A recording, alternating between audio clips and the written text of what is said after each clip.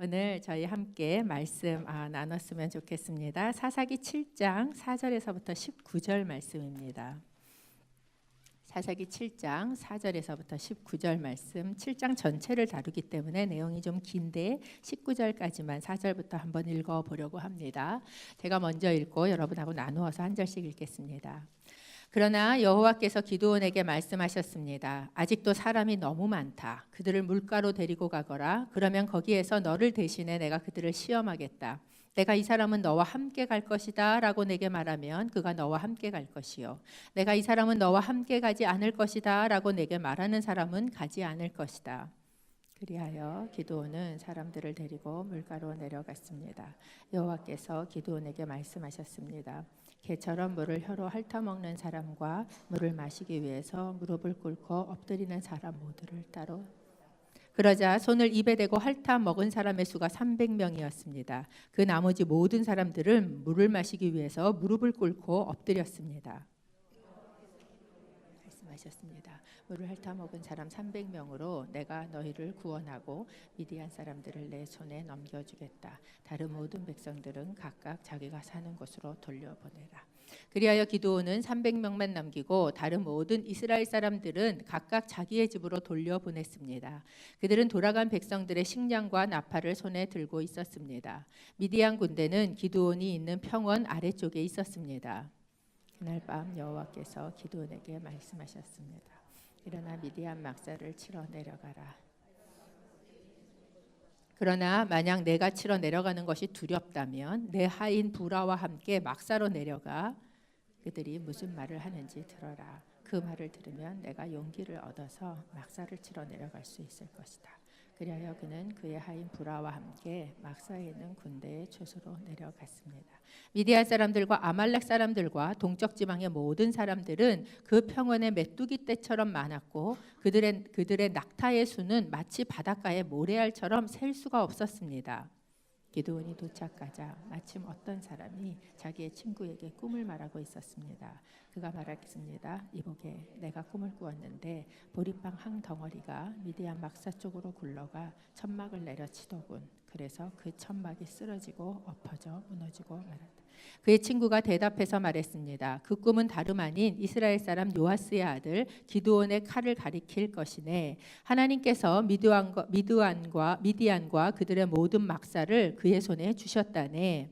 기드온이 꿈 이야기와 해몽을 듣고 하나님께 경배를 드렸습니다. 그가 이스라엘 막사 쪽으로 돌아와서 말했습니다. 일어나라, 여호와께서 미디안 막사를 너희 손에 넘겨주셨다. 그는 300명을 세 무리로 나누고 그들 각각의 손에 나팔과 빈 항아리를 주고 항아리 속에는 횃불을 넣어 주었습니다. 기드온이 그들에게 말했습니다. 나를 지켜보고 그대로 하라. 내가 막사의 초소에 이르면 너희도 나를 따라서 나와 함께 있는 모든 사람들과 내가 나팔을 불면 너희도 또한 막사 사방에서 나팔을 불고 여호와를 위하여 기드온을 위하여라고 외치라. 기드온과 그와 함께 있던 100명의 군사들은 한밤중에 그들이 보초병을 교대시키자마자 막사의 초소에 이르러 나팔을 불고 그들의 손에 들고 있던 항아리를 깨뜨렸습니다. 아멘. 잠깐 기도합니다. 하나님, 세상이 어수선하고 또한 분주한 이때에 주님 앞에 앉습니다. 주님, 살아가는 방법을 저희에게 말씀하시고 오늘 내가 그렇게 주님의 빛으로 살아갈 수 있는 힘이 되어 주시옵소서. 예수님의 이름으로 기도합니다. 아멘. 기드온의 이야기를 한 달 동안 다루고 있습니다. 사실 한 달 동안 기드온 이야기를 다루면 너무 길지 않을까 이런 생각을 했는데요. 이 다루는 내용을 제가 막 다 잘라내야 될 만큼 사실 굉장히 많은 이야기가 이 기드온의 이야기 안에 있구나라는 것을 저도 느끼고 있습니다. 이 기드온이라는 사람을 우리는 흔히 얘기할 때 기드온과 300용사다라고 저희가 호칭을 하는데 제가 지난번에도 누누이 말씀드렸지만 결코 기드온이 용사가 아니더라라는 이야기를 드렸어요. 용사이기보다는 오히려 약간 찌질한 사람 같은 그런 모습을 저희에게 보여주고 있습니다. 사실 기드온이라는 사람은 이스라엘을 대표하는데 그런데 하나님을 몰랐는가? 아니에요. 이미 하나님을 알고 있었습니다.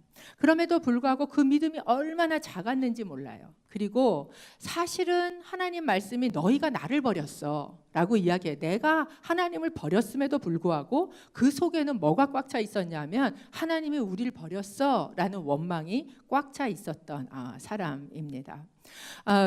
그런데도 그런 사람인데도 불구하고 하나님께서 쓰시겠다고 불러낸 그런 찌질한 사람이 바로 이 기드온이라는 사람이었습니다.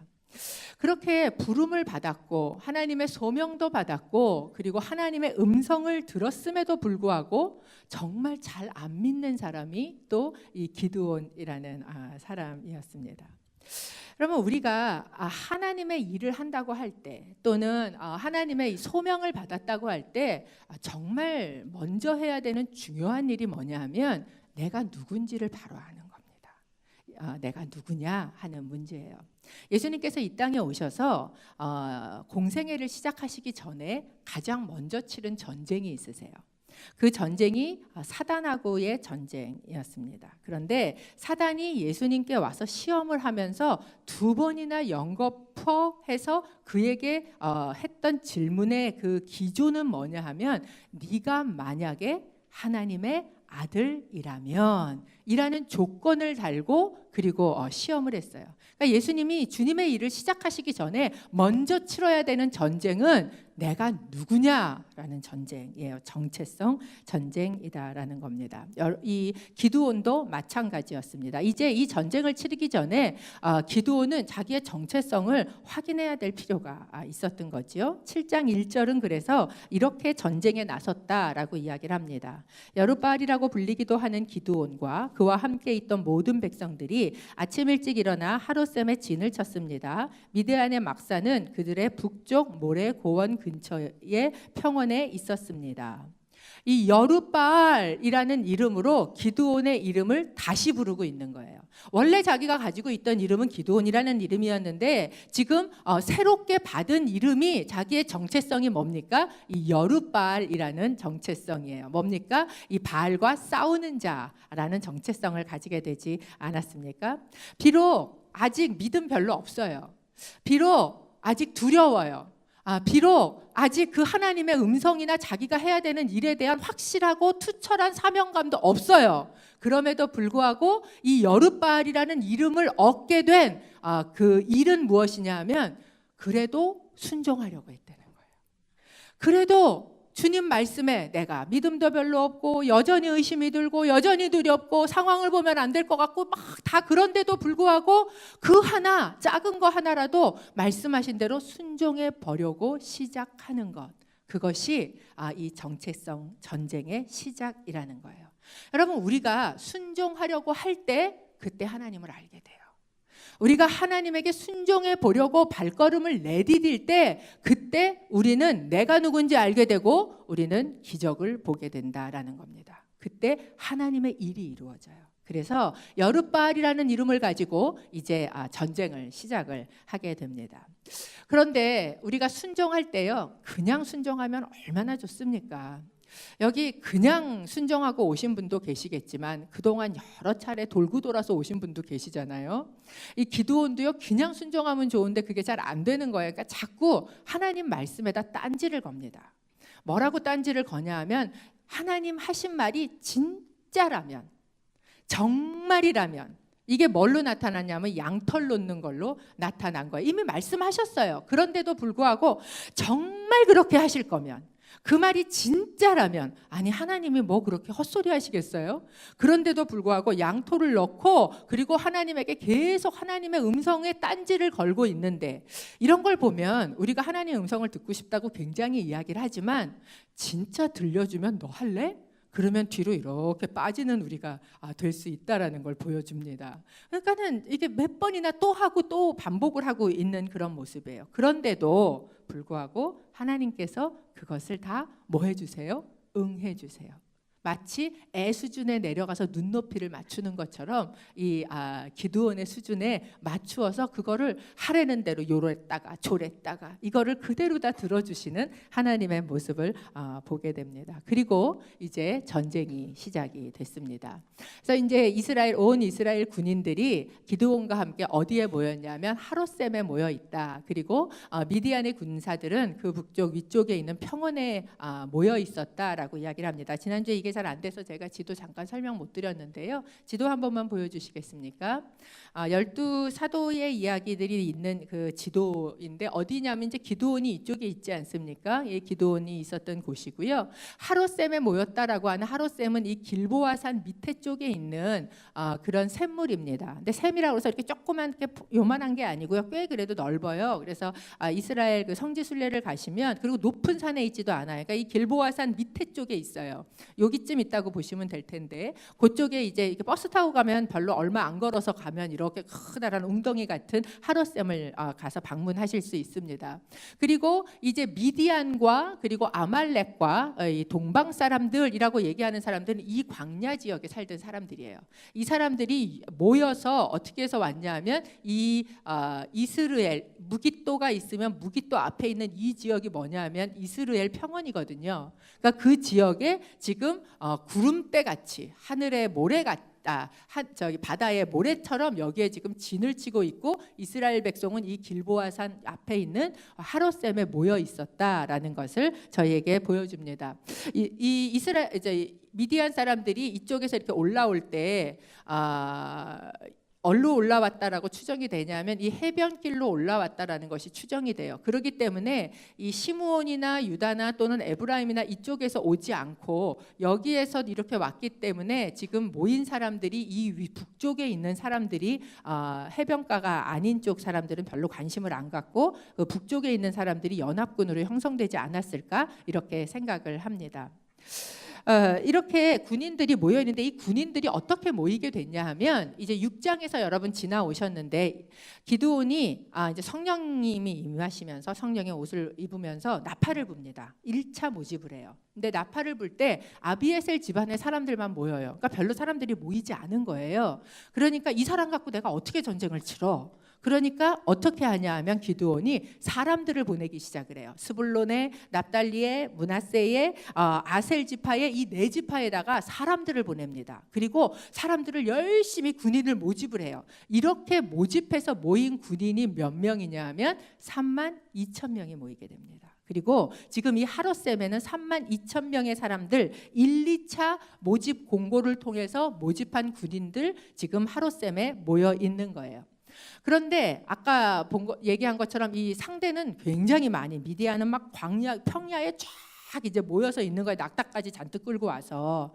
그런데 하나님이 이 모아서 이제 군인 전쟁을 치르려고 모였는데 보시더니 한마디가 뭐라 그러시냐면 야 너무 많다 이렇게 이야기를 하시는 겁니다. 이 하나님 내가 볼 때에는 지금 상대에 비해서 내가 가지고 있는 군인의 수가 많아요 적어요? 적어요. 그런데 하나님은 많다는 거예요. 빼야 된다는 거예요. 그러니까 이 기드온이 어떤 마음이었겠어요. 사실은 교회에 와서 이 하나님 말씀을 들어보면 우리 속에 어떤 생각이 드냐 하면 하나님은 현실 감각이 너무 없어. 이런 생각이 우리 속에 들 수 있어요. 아니 저 하늘에서 하는 소리나 하지 이 너무 많대 이게. 그러니까 도대체 이 현실감이 있는 거야 없는 거야 라는 생각이 드는 겁니다. 이게 그냥 군인이 너무 많다 이러니까 우리한테 감이 안 오잖아요. 여러분한테 감이 충분히 올 수 있게 제가 말씀드리면 야, 네 한 달 샐러리가 너무 많다 이렇게 얘기하시는 거예요. 어떠십니까? 야, 네가 힘이 너무 많다 이렇게 얘기하시는 거예요. 너 시간이 너무 많다 이렇게 이야기하시는 거예요. 여러분 우리가 우리의 문제 앞에 해결을 하고자 서요. 그러면 문제는 정말 커 보이고 내가 가진 건 언제나 작아요. 그래서 이 작은 걸 가지고 내가 저 문제를 어떻게 해결을 하지? 라는 생각이 우리 속에는 항상 있어요. 그런데 하나님은 그걸 보시면서 뭐라 그러시냐면 너무 많아 라고 이야기하신다라는 거예요. 그리고 어떻게 이야기해서 돌려보내라는 거야. 돌려보내라는 거야. 그 사람들을. 근데 어떤 사람들을 돌려보내다라고 이야기하시는가? 이 두려워하는 사람들을 돌려보내다라고 이야기하신다라는 겁니다. 여러분, 우리가 어떤 우리의 문제를 놓고 우리는 너무 적은 것 같은데 하나님은 너무 많다라고 이야기하시는 이유가 뭔가? 그 이유는 하나님의 목적은 우리의 문제를 해결하는 데 있지 않기 때문에 그래요. 하나님의 목적은요, 이 문제를 통해서 내가 누군지를 알고 그리고 하나님이 누구신지를 진짜 아는 게 목적이에요. 내 대적은 어차피 한 번에 없애려면 없애실 수 있어요. 그게 하나님의 목적이 아니에요. 우리는 하나님 앞에 나오면서 문제를 들고 나와요. 하나님, 이 문제 좀 없애주세요. 내 자녀의 문제, 내 남편의 문제, 우리 진로의 문제, 건강의 문제, 재정의 문제, 하나님 너무 없어요 라고 들고 나오는데 하나님께서 뭐라 하시냐면, 야, 그거 너무 많아, 더 빼야 돼 라고 이야기를 하신다라는 거예요. 왜? 그걸 통해서 하나님을 알게 하시기를 원하시기 때문에, 또 나를 알게 하시기를 원하시기 때문이다라는 거예요. 그래서 기드온이 전쟁을 해보지도 못하고 지금 벌써 설교가 몇 번째 흘러가고 있어요. 전쟁 한 번도 못 치러보고 계속 전쟁 준비만 하고 있어요. 왜? 이 전쟁을 치르기 전에 먼저 해야 되는 전쟁은 나하고의 전쟁이에요. 정체성 전쟁을 먼저 해야 한다라는 거예요. 내가 누구냐 하는 것입니다. 여러분, 우리 안에 우리의 정체성은 두 가지를 왔다 갔다 해요. 뭐냐 하면 열등감 속에 있는 두려움, 그리고 그 다음에 이거 내가 했어 라는 자만심, 이 사이 두 개 사이를 우리가 왔다 갔다 하는 정체성을 가지고 살고 있습니다. 기드온 같은 사람은 원래 자기가 갖고 있는 정체성이 뭐였냐면은 난 작은 사람이야, 이런 정체성을 가지고 있었어요. 그러니까 하나님이 큰 용사다라고 얘기할 때 크기는 나는 작은데 라는 정체성을 가지고 있었단 말이죠. 언제나 자기가 가지고 있는 건 항상 작았어요. 이게 기드온이 가지고 있는 생각이에요. 그런데 왜 자기가 가지고 있는 것이 이렇게 작다고 느껴지냐 하면 내 속에는 크고 싶은 마음이 있는 거예요. 욕심이 있는 거예요. 그런데 나는 이만큼 크고 싶은데 내 현실은 그렇지 않아. 그러니까 그 중간에 이 갭 때문에 내가 가지는 느낌은 어떤 거냐 하면, 나는 열등감이 있고 그 열등감이 나로 하여금 뭐를 불러일으키냐 하면 두려움을 불러일으키게 된다라는 거예요. 여러분, 내가 작아도 그래도 그게 아무렇지도 않고 괜찮으면요, 열등감 안 생깁니다. 그게 아무렇지도 않으면 그것 때문에 두려워하지도 않아요. 그런데 내 속에는 뭐는 있냐면, 나는 커지고 싶은 거예요. 나는 많이 가지고 싶은 거예요. 나는 괜찮은 정말 대단한 뭐가 되고 싶은 거예요. 그런데 내가 그렇지 않은 뭐예요? 비교 의식 속에 있기 때문에. 그래서 비교해보니까 맨날 나는 작고, 그러니까 나는 맨날 두렵고, 나는 맨날 열등감 속에 있게 된다라는 거예요. 그렇게 열등감 속에 있으면 우리 안에 항상 하나님이 무슨 이야기를 할 때마다 뭐가 붙잡냐면 두려움이 우리를 붙잡아요. 두려운 거예요. 왜? 내가 가진 게 얼마 없으니까. 내가 가진 걸로 뭔가를 해야 되는데 난 가진 게 작으니까. 이 두려움이 우리를 붙잡게 된다라는 겁니다. 그런데 하나님께서 뭐라 그러시냐면, 야, 두려워하는 사람들을 다 돌려보내라 라고 이야기를 하세요. 재미있는 건 이 하롯이라는 단어가 두려움이라는 뜻이에요. 그러니까 이 하롯셈은 두려움의 셈입니다. 이곳에서 지금 사람들을 돌려보내고 계세요. 하나님께서 이 전쟁을 치르는 데 있어서 이 두려워하는 사람들 다 돌려보내라 라고 이야기하셨던 건 기드온 때만 하신 이야기는 아닙니다. 원래 하나님의 전쟁이 그렇게 치르는 거예요. 왜? 하나님의 전쟁은 숫자로 치르는 게 아니기 때문에.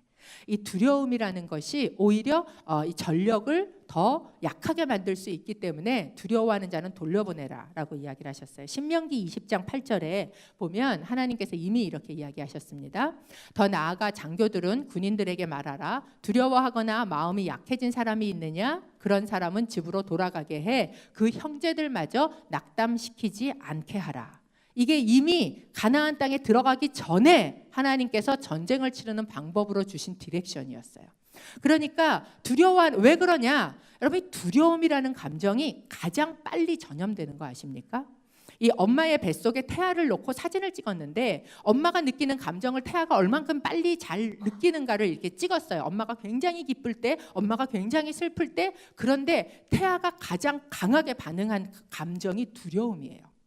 그래서 이 두려움은요, 전염성이 굉장히 빠릅니다. 그렇기 때문에 이 전쟁을 치르는 데 있어서 두려움을 가진 사람들이 있다는 건 전력에 굉장히 손해예요. 오히려 그 사람들은 없는 게 낫다, 돌려보내라 라고 이야기를 합니다. 그리고 그것은 굉장히 논리적인 이야기예요. 여러분, 이 두려움이라는 감정이 왜 생기는가? 제가 아까 말씀드렸는데 이 열등감이 생길 때 내가 가진 게 작다라는 이 비교가 생길 때 든다 그랬죠. 근데 우리가 하나님을 믿는데도 불구하고 우리 안에 두려움이 생기는 이유는 무엇인가? 그것을 예수님이 이렇게 설명하셨어요. 마태복음 8장 26절에 이렇게 이야기하십니다. 왜 그렇게 무서워하느냐? 믿음이 적은 사람들. 그러니까 우리 안에 두려움이 올라올 땐 내가 가진 건 작아요. 그래서 열등감이 될 수 있어요. 그런데 내가 만약에 하나님을 믿는다면 그런데도 불구하고 그 믿음이 뭐 하기 때문에? 작기 때문에. 우리 아이가 어릴 때 이제 아빠 그 수영장 같은 데 가면 위에서 막 겁없이 뛰어내려요. 당연히 내 아빠가 나를 받으리. 막 이래가지고요. 아빠 받아요. 그러고 퍽 하고 뛰어요. 그래갖고 이제 아빠가 이렇게 받아주잖아요. 그런데 어쩌다가 이 애를 놓쳤어요. 그래갖고 물에 한번 창 하고 다치고 나니까 그러니까 애 속에요. 뭐가 생겨요? 그 다음에 멈칫하는 거예요.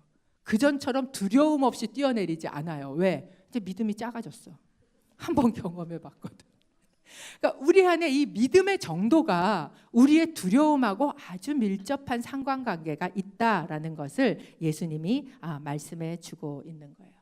여러분, 우리가 두려움 없이 어떤 일을 할 때에는 순종을 할 수 있는 것은, 하나님의 음성을 들어도 우리가 순종할 수 있는 것은 믿음이 있어야 가능한 일입니다.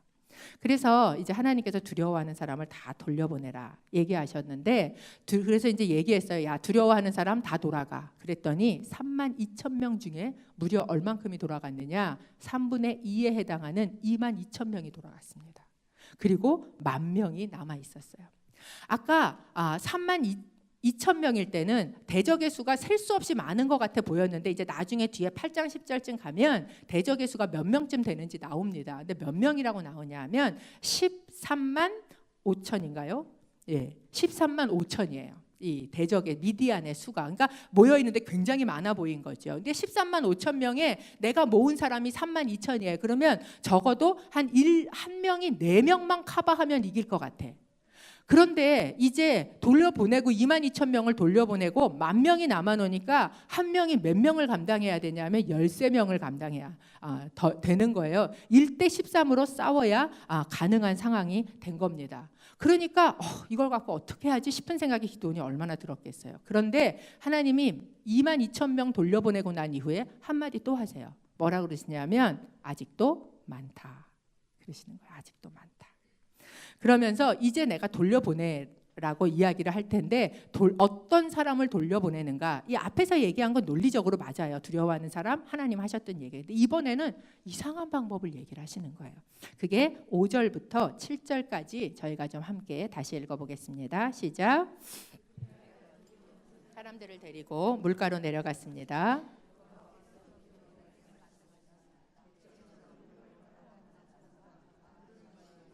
무릎을 꿇고 엎드리는 사람 모두를 따로 세워라. 그러자 손을 입에 대고 핥아 먹은 사람의 수가 300명이었습니다. 그 나머지 모든 사람들은 물을 마시기 위해 무릎을 꿇고 엎드렸습니다. 여호와께서 기드온에게 말씀하셨습니다. 물을 핥아 먹은 사람 300명으로 내가 너희를 구원하고 미디안 사람들을 내 손에 넘겨주겠다. 다른 모든 백성들은 각각 자기가 사는 곳으로 돌려보내라. 이제 2차로 사람들을 돌려보내고 나서 이제 남은 사람이 몇 명이냐 하면 300명이 남았습니다. 그러니까 하루 만에 자기가 가지고 있었던 전력의 90% 이상을 잃어버린 거예요.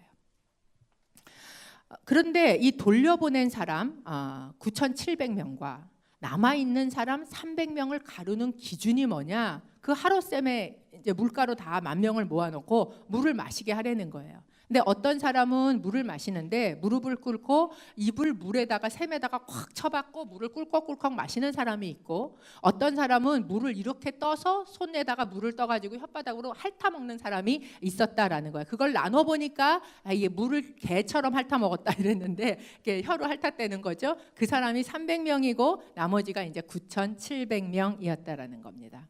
도대체 이 기준의 차이가 왜 이 사람들을 이렇게 갈랐냐라는 거예요. 이걸 가지고 굉장히 많은 설교들을 여러분은 들으셨습니다. 그래서 뭐 어떤 목사님들은 이 물을 이렇게 손으로 떠서 마시는 사람은 굉장히 주의력이 있어서 경계태세를 늦추지 않고 혹시라도 적군이 올까봐 항상 get ready하고 있는 사람들이 이렇게 손을 떠서 먹었기 때문에 뭐 이 사람들을 용사로 300의 용사로 쓰셨다 뭐 이렇게 이야기를 하는 사람도 있고, 요세푸스 같은 사람은 어떻게 얘기하냐면 오히려 물을 손으로 떠서 핥아먹은 사람들은 굉장히 비겁한 사람들이다, 뭐 그래서 하나님이 이런 비겁한 사람들을 들어서 쓰셨다 이렇게 얘기를 하기도 하고, 또 어떤 분은 이렇게 설명하시는 걸 제가 들은 적이 있어요. 이 무릎을 꿇고 머리를 바닥에 처박을 수 있는 사람은 그래도 날씬한 사람이라는 거예요. 그런데 이렇게 굽어지지 않는, 제가 그 설명을 듣는데 제 남편이 확 떠오르면서 너무 이해가 잘 되는 거예요. 그래서 이 몸이 굽혀지지 않아서 할 수 없이 물을 손으로 떠서, 얼마나 목이 마른데 이 떠서 속 시원하지도 않게 마신 사람들은 배불뚝이들이라는 거예요. 그러니까 전혀 이 전쟁을 치를 만한 사람이 아니다라고 뭐 설명을 합니다. 그런데 이 두 기준을 나눠서 사람을 돌려보내는 기준을 하나님께서 뭐라고 이야기하셨었냐 하면 이렇게 이야기를 하셨어요. 내가 너랑 함께 가라고 그러는 사람은 함께 가고 내가 너랑 함께 가지 않는다고 하는 사람은 함께 안 간다는 거예요.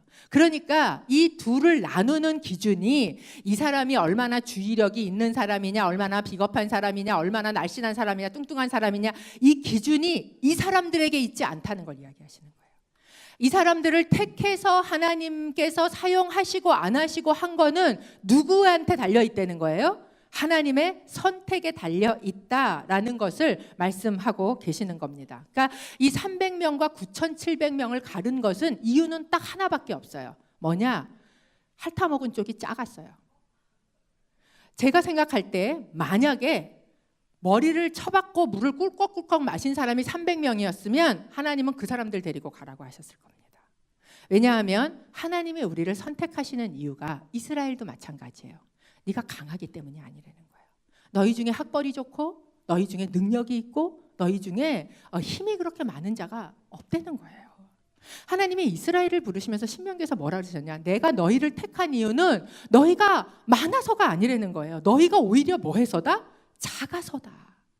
네가 작기 때문에 내가 너를 택했다라고 이야기하시는 거예요. 이 기준에 가장 중요한 건 뭐예요? 이 숫자가 작은 데 있어요. 이 사람들에게 있지 않다라는 겁니다. 그리고 300명만 뽑으셨어요. 그러면 한번 생각해 보세요. 10,000명이 많습니까? 작습니까?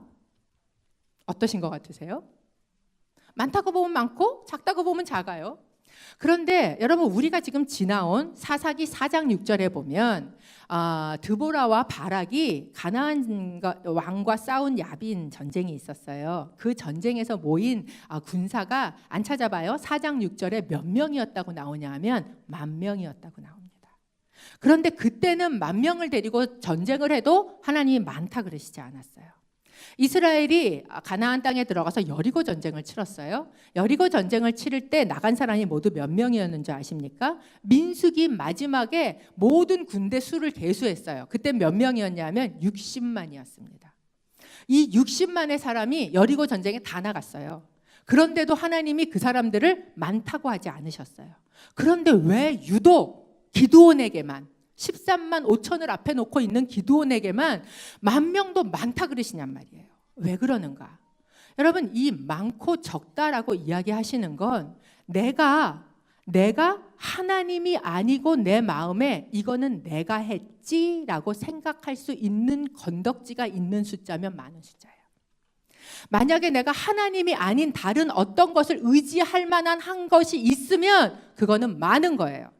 만약에 내가 가진 것이 내 지식이 또는 내 돈이 또는 내 건강이 또는 내 어떤 것이 내 꾀가 무엇이 됐든지 하나님이 아니고 이거는 내 거지 내가 했지라고 생각할 수 있다면 그게 숫자가 얼만큼이 됐던 그것은 많은 겁니다.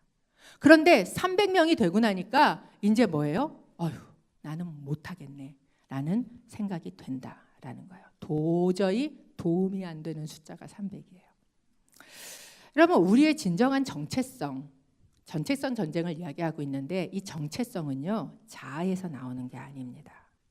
우리가 우리의 자아에 대해서 거울을 쳐다보고 긍정적인 생각을 하고 너는 굉장히 예뻐, 너는 굉장히 괜찮아 이런 것을 열심히 나를 향해서 말을 해서 내 자긍심을 높여놓는다고 해서 내가 진정한 정체성을 가지는 게 아니다라는 거예요. 우리의 진정한 정체성은 나의 자아에서 나오는 게 아니라 하나님으로부터 와야 돼요. 그런데 하나님이 내 안에 들어오실 수 없이 내 안에 자꾸 내 자아를 쌓아놓잖아요. 그러면 그것을 하나님이 어떻게 하시냐면 빼세요. 이 자아가 우리의 교만이 되는데 하나님께서 그걸 빼시기 위해서 자꾸 뭐해요? 가진 것을 없애는 거예요. 자꾸 낮추시는 거예요. 그렇게 해서 자꾸 나를 비우세요. 너 너무 많아. 너 너무 많아. 그거 들고 있으니까 오히려 네가 너를 의지하지 나를 의지하지 않고 자꾸 너를 채우고 가고 너를 강화하게 가고 자아를 강화하는 거에 자꾸 만들어 가는 것이 오히려 뭐예요? 진정한 정체성이 되지 않기 때문이에요. 여러분, 우리에게 있는 것은 있다가도 있고 없다가도 있고 이게 항상 있는 게 아니에요. 여러분, 우리가 이 영화 배우들 보세요. 젊을 때 얼마나 예뻐요? 제가 정말 충격을 먹었던 여배우 중에 한 명이 오드리 헵번이었어요. 전 세상에 그렇게 이쁜 여자가 없는 줄 알았는데 나이가 들었는데요. 정말 이 여성의 아름다움이라는 것도 정말 영원한 게 아니구나. 내가 갖고 있는 게 언제나 있지 않아요. 그렇기 때문에 내 정체성을 거기에 두면 안 되는데 근데도 불구하고 자꾸 거기에 내 정체성을 두고 그걸로 내 자아를 강화시키기 때문에 하나님이 뭐라 그러시는 거예요? 너무 많아 그러시는 거예요. 빼, 보내. 그리고 자꾸 나를 비우고 자꾸 나를 낮추고 계시다라는 거예요. 이렇게 내 속에 자아가 자리 잡고 있으면 이것은 반드시 무엇으로 가냐 하면 교만으로 갑니다. 그리고 교만이 있는 사람은 반드시 열등감이 있어요. 왜? 이게요, 다 비교해서 오는 것이기 때문에 그렇습니다. 이 기드온이 끊임없이 비교하는 사람이었어요. 여러분, 작다 크다는 비교하지 않으면 생기는 개념이 아니에요. 제가 예전에 같이 찬양을 하던 우리 그땐 집사님이셨어요. 계셨는데 그 여동생을 제가 이제 만났어요, 교회에서. 그래서 저는 앞에서 찬양을 하니까 그분은 저를 알고 저는 그분을 잘 모르는데 제가 누구누구 아무개 집사님 여동생이에요라고 인사를 하시더라고요. 그래서 제가 너무 반가워서 그래요, 너무 반가워요. 그리고 인사를 하면서 제가 이렇게 얼굴을 이제 못 봤던 사람에게 쳐다봤더니 저를 보고 첫 마디가 뭐냐면 제가 눈이 좀 작죠? 우리 언니는 커요. 이렇게 얘기를 하시는 거예요. 제가 그 자매를 보면서 눈이 작다고 생각 안 했거든요. 오히려 그분은 좀 작은데 이분은 키가 좀 크시네 이 생각을 하고 저는 보고 있었는데 이분의 첫 마디는 뭐냐 하면 제가 눈이 좀 작죠? 이 이야기부터 하시더라고요. 그러니까 무엇입니까? 이 작다 크다라는 게 결국 계속해서 누군가와 끊임없이 비교를 하고 있는 거라는 거예요. 기드온도 마찬가지예요. 지금 자기가 가지고 있는 32,000명 또는 10,000명 또는 300명 이걸 가지고 끊임없이 비교를 하고 있는데 무엇과 비교를 하고 있냐면 미디안 사람하고 비교를 하고 있는 거예요. 근데 미디안 사람이 어떤가? 7장 12절 저희가 좀 함께 읽어보겠습니다. 시작. 미디안 사람들과 아말렉 사람들과 동쪽 지방의 모든 사람들은 그 평원에 메뚜기털처럼 많았고 그들의 낙타의 수는 마치 바닷가의 모래알처럼 셀 수가 없었습니다. 이 뒤에 보면 제가 몇 명이라고 그랬어요? 13만 5천 명이라 그랬어요. 그런데 기드온이 볼 때는 어떤 거예요? 막 모래알같이 많은 거예요. 막 너무너무 많아가지고 메뚜기 떼가 쫙 덮고 있는 것처럼 그렇게 많게 느껴지는 거예요. 그러니까 기드온 속엔 계속 뭐가 있어요? 나는 작은데 저기는 크다. 나는 없는데 저기는 많다. 이 비교를 계속해서 하면서 그러다 보니까 뭐가 오는 거예요? 계속 두려움이 이 속에 있는 겁니다. 그런데 하나님께서 그 기드온을 아세요. 여러분, 하나님이 기드온이 이 말을 해서 알고 말을 안 해서 모르시는 거 아니거든요. 그 마음을 아세요. 그래서 이번에 하나님 먼저 이야기를 하십니다. 7장 9절에서 11절 저희가 좀 함께 읽어보겠습니다. 시작. 여호와께서 기드온에게 말씀하셨습니다. 일어나 그러나 만약 내가 치러 내려가는 것이 두렵다면 내 하인 부라와 함께 막사로 내려가 그들이 무슨 말을 하는지 들어라.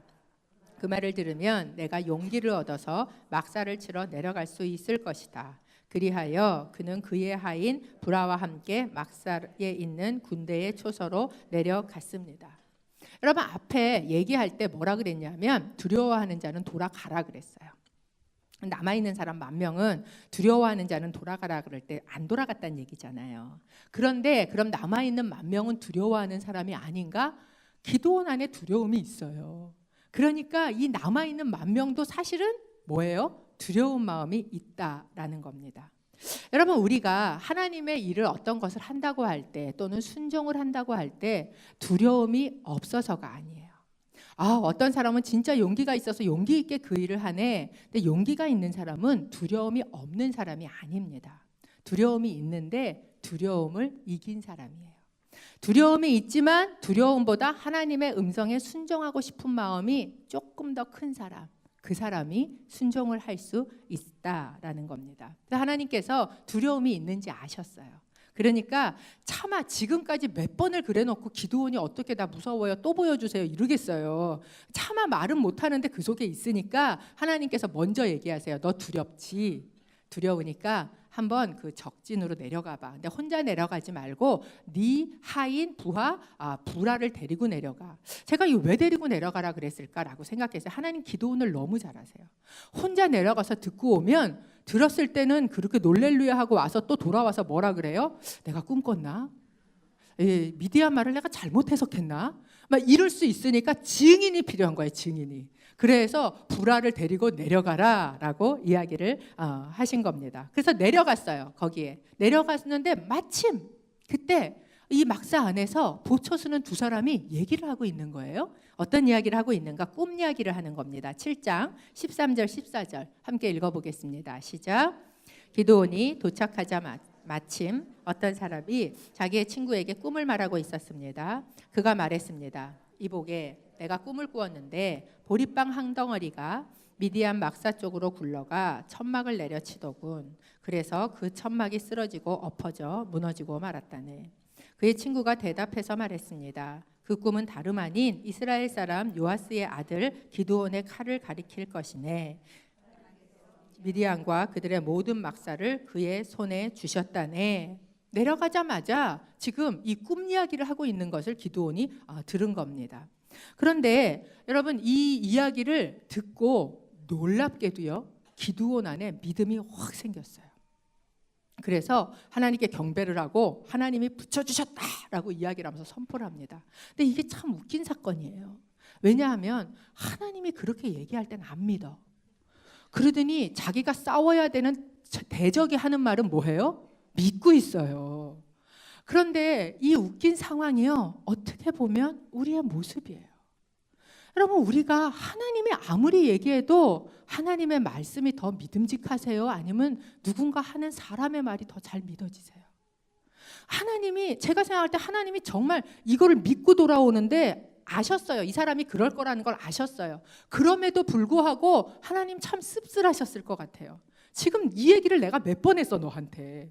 저 같으면 한 번 그렇게 얘기할 것 같아요. 한 대 뒤통수 딱 때리면서 내가 얘기를 그렇게 할 때는 그렇게 안 믿더니 미디안 사람이 얘기하는 건 그렇게 잘 믿어지냐? 이렇게 얘기할 것 같은데 하나님 그렇게 안 하시고 내가 용기 얻게 해줄게. 그리고 그 사람의 입술을 통해서 미디안을 이렇게 기드온이 신앙을 가질 수 있도록 해주고 계시다라는 거예요. 그래서 여러분, 우리가 사사기를 보는 동안, 사실은 사사기를 설교하는 동안 이 사사들 정말 대단합니다. 우리는 이 사사를 본받읍시다. 이렇게 얘기하면 안 되는 거예요.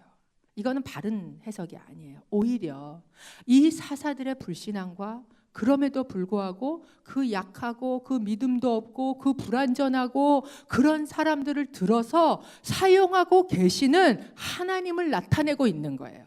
이게 바로 이 사사기의 이야기이다라는 거예요. 그러자 이제 그 말에 힘을 얻고 믿음을 얻고 하나님의 말씀이 아닌 미디안의 말씀에 이 힘을 얻은 기드온이 돌아와서 이제 전략을 짭니다. 어떻게 짜냐 하면 이 300명의 군대를 100명씩 세 부대로 나눠요. 그리고 그 사람들에게 손에다가 이 뭐를 들려주냐 하면 나팔을 하나 한 손에 들려주고 또 한 손에는 빈 항아리를 줍니다. 그리고 이 빈 항아리 이 안에다가 뭐를 넣어주냐 하면 횃불을 넣어줘요. 그러면 한번 생각해 보십시오. 이 손에는 나팔 쥐었어요. 이 손에는 준 항아리 쥐었어요. 그리고 그 항아리 안에다 뭘 집어넣었어요? 횃불을 쥐어 넣었어요. 그럼 칼은 어느 손에 들어요? 칼은 어느 손에 들죠? 입에다 물고 싸워요? 칼을 든 손이 없는 거예요. 그러니까 이 기드온의 전쟁은요, 칼 갖고 하는 전쟁이 아니다라는 것을 보여주고 있는 겁니다. 그러면 무슨 칼로 싸우나? 하나님이 숨겨둔 칼이 있어요. 7장 22절. 저희가 좀 함께 읽어봅니다. 시작. 그들이 300개의 나팔을 불자 여호와께서는 미디안의 온 군대가 서로 자기 동료를 칼로 치게 하셨습니다. 그들 군대가 스레라를 향해 베시다까지 또 닷밭 근처의 아벨무홀라 경계선까지 도망쳤습니다. 하나님께서 준비하신 칼이 있어요. 기드온의 군사가 쓰는 칼 말고 하나님이 준비해 놓은 칼은 무슨 칼이에요? 미디안 사람들의 칼이에요. 그래서 그들이 자기네 칼로 서로 죽이고 그리고 하도록 오히려 기드온의 그 300용사는 칼 한 번 휘둘러 보지 않고 그리고 그 사람들을 죽이고 이기게 되었다라는 거예요. 여러분, 이런 전쟁 신나지 않습니까? 아멘. 하나님께서 우리에게 이런 전쟁을 치르게 하시는 거예요. 이게 하나님의 전쟁입니다. 내가 칼 갈고 내가 칼 들고 싸우는 게 아니라 여러분, 우리는 하나님의 전쟁을 선포하면 하나님의 숨겨놓은 칼이 나타난다니까요. 여러분의 전쟁 가운데 하나님의 숨겨놓은 칼로 싸우게 되시기를 축복합니다. 그러면 그 칼을 어떻게 나타나게 하냐 이거예요. 어떻게? 첫 번째, 이들이 한 것은 나팔을 부는 거였어요. 나팔을 불라. 하나님의 전쟁에 반드시 등장하는 것이 나팔입니다. 그런데 이 여리고 전쟁에 보면 여리고 전쟁에도 나팔이 등장하지요. 그래서 이 나팔을 누가 부는 줄 아세요? 제사장들이 불어요.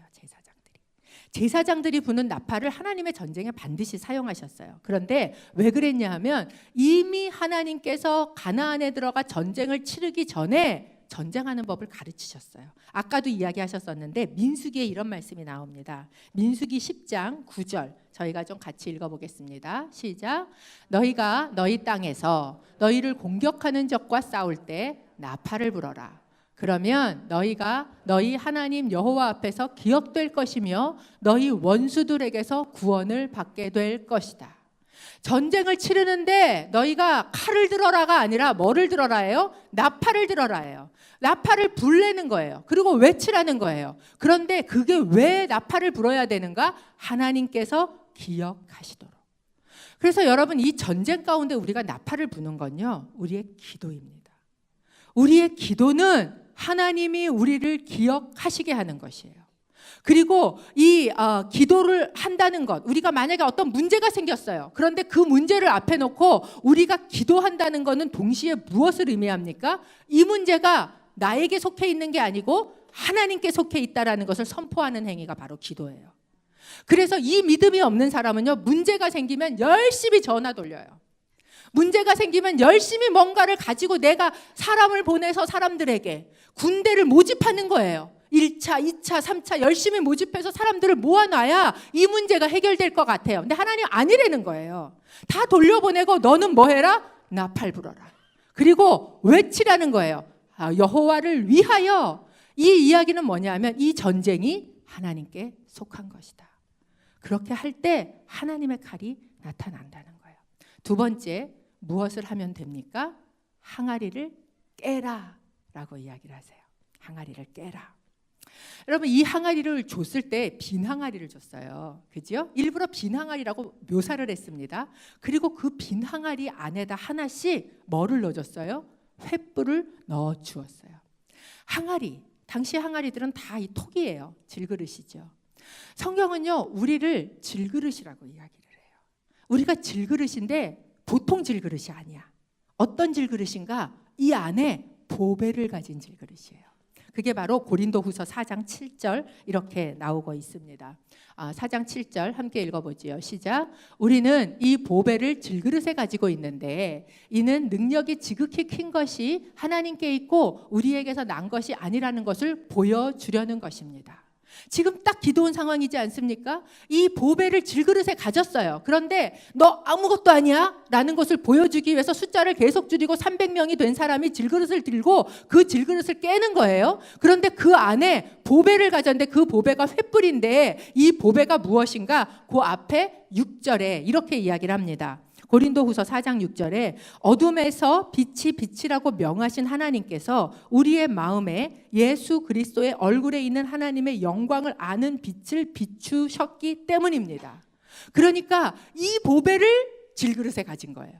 그러니까 이 이스라엘 백성이 가지고 있는 예수 그리스도, 이 예수 그리스도는 어떤 분이에요? 하나님의 영광을 나타내도록 어둠 가운데 빛이 되신 분이에요. 마치 횃불처럼 그 캄캄한 새벽에 그곳에 이 질그릇 같은 우리 안에, 빈 항아리 같은 우리 안에 예수 그리스도, 하나님을 아는 빛이 되시는 예수 그리스도를 감추고 가는 거예요. 여러분, 이게 하나님의 백성입니다.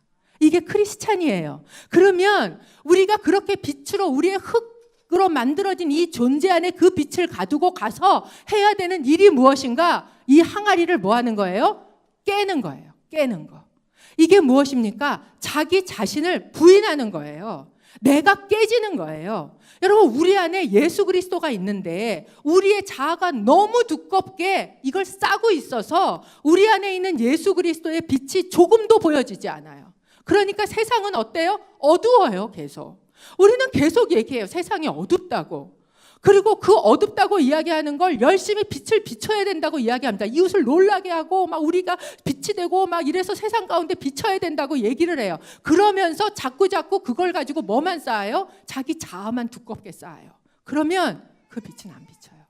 빛이 비추게 하는 방법은 하나밖에 없어요. 무엇입니까? 항아리를 깨는 겁니다. 자기 자아를 깨뜨리는 거예요. 그럴 때 어둠 가운데 하나님을 아는 그 영광의 빛이 비추일 수 있다라는 겁니다. 그리고 그렇게 할 때 정말 능력이 지극히 크신 것이 하나님께 있구나, 우리 안에 있는 게 아니구나 라는 것을 고백하게 되는 겁니다. 그렇기 때문에 사도 바울이 뭐라고 고백하냐면 똑같은 고린도후서 12장에 가면 이렇게 얘기해요. 하나님이 나한테 가시를 주셨대요. 내가 이 가시만 없으면 더 대단한 일을 할 수 있을 것 같은데 나를 괴롭히는 가시를 주신 거예요.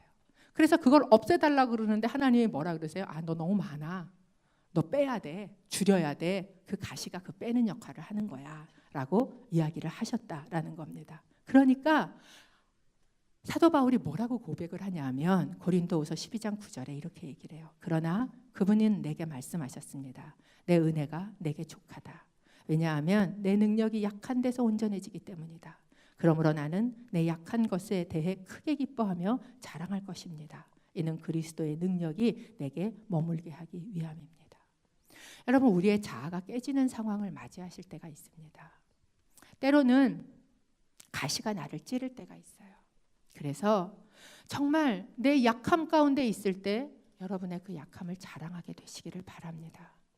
여러분의 자존심인 자식이 또는 내가 의지하던 남편이 아니면 그래도 나는 이 정도 되는 사람이야 라는 자존심이 정말 무참하게 무너질 때, 그래서 하나님이 왜 나 손에 갖고 있는 걸 이것 갖고도 나는 살아가기가 너무 버겁고 힘든데 왜 그나마 그것도 또 빼고 또 빼고 또 빼시고 자꾸 돌려보내라고 그러시는가? 왜 나를 이렇게 비참하게 아무것도 없는 것 같은 나띵인 사람으로 만드시는가? 심지어 그렇게 해서 나를 완전히 와장창 깨시는 이유가 무엇인가? 그래야 여러분 안에 있는 예수 그리스도의 빛이 온 세상 가운데 하나님이 어떤 분이신가가 정말 보여지고 그렇게 될 때 여러분, 우리를 통해서 사람들이 하나님을 알게 될 수 있기 때문입니다.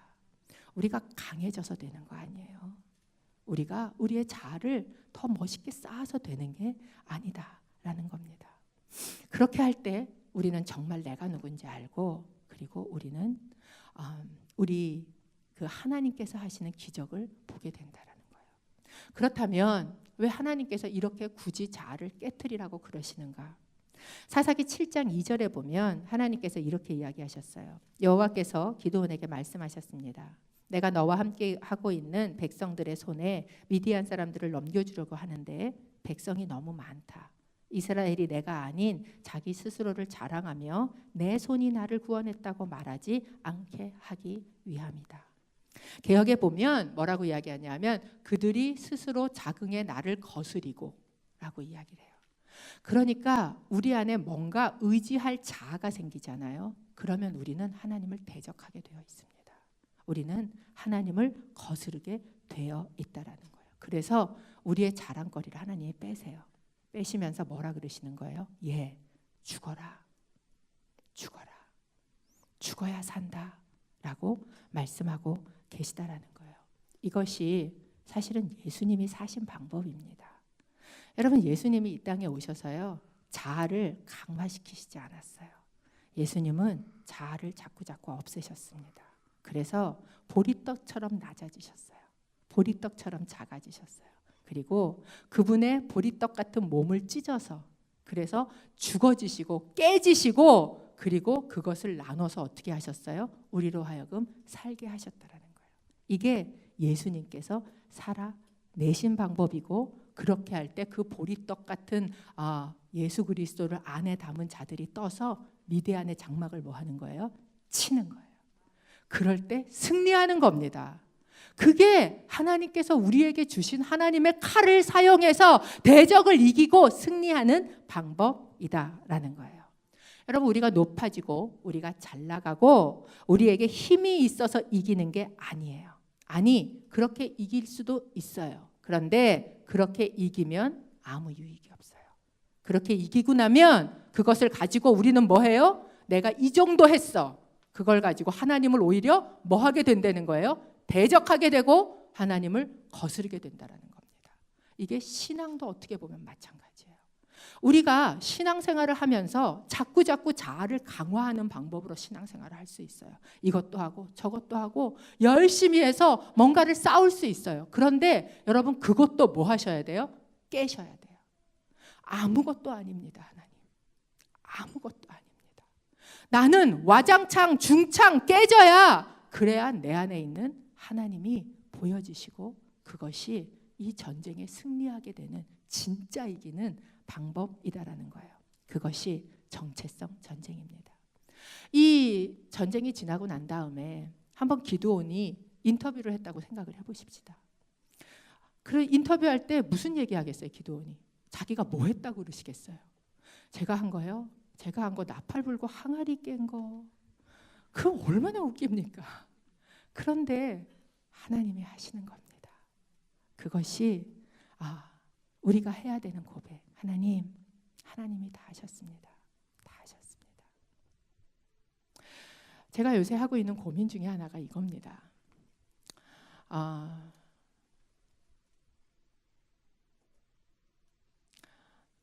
저는 정말 주님을 사랑했습니다. 너무너무 주님이 좋았고 밤에 잠을 못 자게 심장이 뛸 만큼 저는 그렇게 주님을 사랑했어요. 그런데 주님을 사랑하는 게 일이 돼버렸나? 이런 생각을 저는 요새 참 많이 합니다. 그래서 너무너무 속이 상해요. 얼마나 불쌍합니까? 사랑하는 게 사랑이 아니고 일이 되면.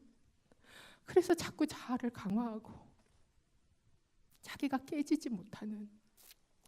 그래서 제가 요새 굉장히 심각하게 하는 고민 하나가 목사가 나를 망쳤다. 이런 고민을 저는 요새 정말 많이 합니다. 그러면서 요새 저한테 드는 한 기도문이 있어요. 하영조 목사님 사모님이신 이영기 사모님이 옛날에 우리 여성들을 놓고 수련회를 했는데 그때 주신 말씀이 뭐냐 하면 아침마다 일어나서 이렇게 3번씩 이 기도를 하신대요. 하나님, 나는 아무것도 아닙니다. 하나님, 나는 아무것도 아닙니다. 하나님, 나는 아무것도 아닙니다. 하나님, 하나님의 은혜만이 나를 살립니다. 여러분, 이 고백을 하시는 여러분이 되시기를 축복합니다.